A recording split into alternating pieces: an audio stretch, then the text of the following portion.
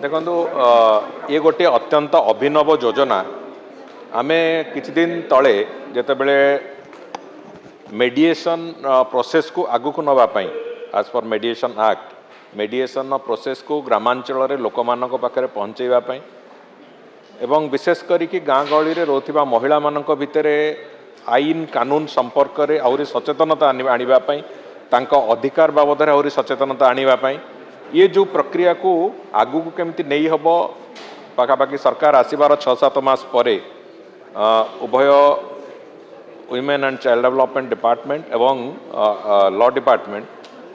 jointly आमे मानवर उपमुख्यमंत्री उपस्थिति रे से बाबद रे गोटे विशद आलोचना होता से बेले कथा आसला जे आगामी दिन रे जो मेडिएशन प्रोसेस गाँ गली मानकरे ताकू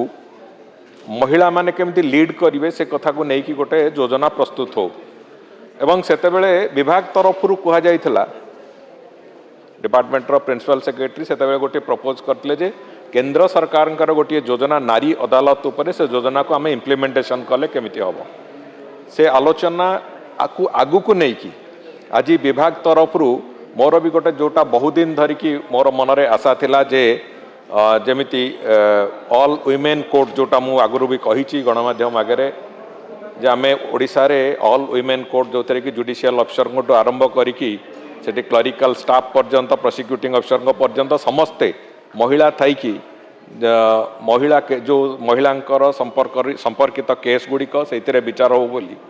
तार आउ गोटे दिग थिला एक कथा जे गाँ गहली रे केमिति अदालत प्रस्तुत हो जो थे कि महिला माने तार अध्यक्षता करिवे एवं महिला मानक द्वारा से समस्त केस समाधान हम आज जो नारी अदालत माध्यम रे न्याय सखी अपॉइंट करिवार जो प्रक्रिया आज ताकू वास्तव रूपायन आज WCD डिपार्टमेंट देइछि एवं सेतिरे जो गाँ गहली रे छोटो मोटो जो सिविल डिस्प्यूट्स अच्छी जेमिति डोमेस्टिक वायलेंस हो पारे डाउरी रिलेटेड इश्यूज हो पारे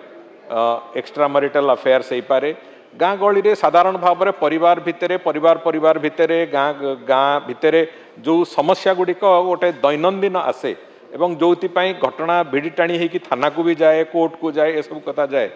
से थाना आउ कोर्ट को भाराक्रांत न करिकी जदि नारी अदालत से गुड़िकर समाधान करई दे पारिबो से दृष्टिकोण को आखि आगे रखिकी एक कथा को आज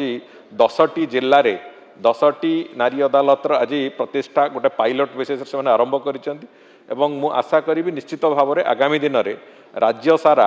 एक कथा को आमे तार प्रणयन करवा आरंभ करवा एवं जहाँ फल ओडिशा रे अंततः लीगल सिस्टम दृष्टि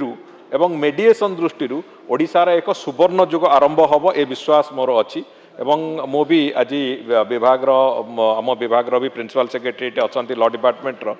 मु भी तांकू से कथा मोर आग्रह प्रकाश करूली आगे जे आमे जो आमर लीगल सर्विस अथॉरिटी अच्छी लीगल सर्विस अथॉरिटी रो प्रति तालुका रे आमर लीगल सर्विस अथॉरिटी अच्छी जो थे कि से अंचल जे जुडिशियल ऑफिसर थिबे से ताकू चेयरमैन तार होचंती सी तार अध्यक्षता सी करती एवं से जो नारी अदालत को आहुरी अधिक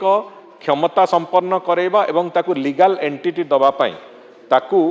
लीगल सर्विस अथॉरिटी संगे जोड़ीबार जो प्रक्रिया ताकू भी आमे